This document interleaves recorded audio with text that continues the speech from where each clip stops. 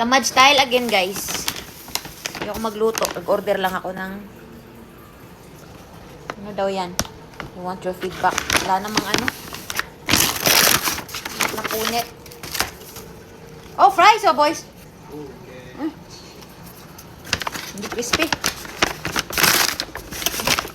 Dami pala to. Ano ba to? Ah, biscuits. Else. Another fries. Dami palang fries ako order. Hintay namin yung rice. Ay, daming sauce ah. Ba? Good job ah.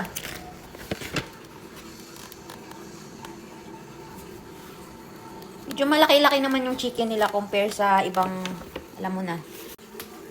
Right? Ah! Lami dong, lami. Mga dodong, lami. What's that? Lami. What's lami? What lami? Delicious. Sarap. May pasta rito guys. O kahapon, yung white sauce. Bahaw na kanin.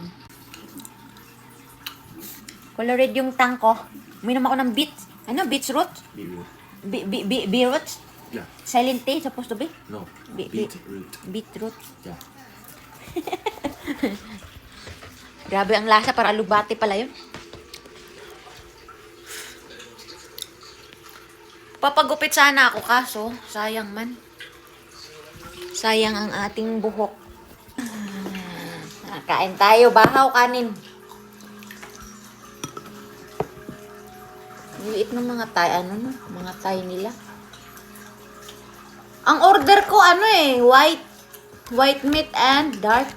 Mas marami ang binigay na dark. Mga chicken talaga itong mga.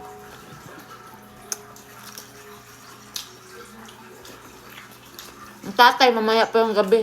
Uwi, 6:30. 12 hours.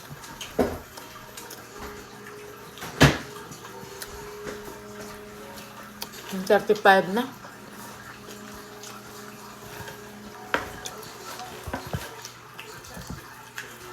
Sarap siya sa rice partner, no?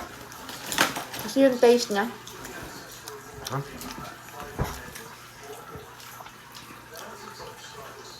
Mabenta ang mga Thai. Ayaw ni Daddy ng Thai naknak.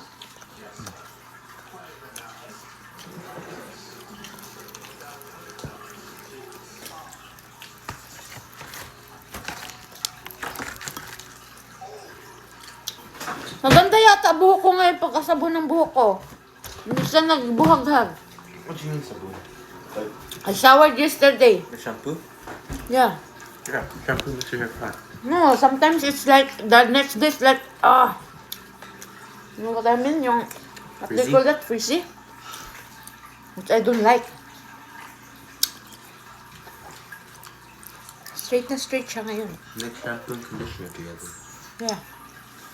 Yun pala yung technique.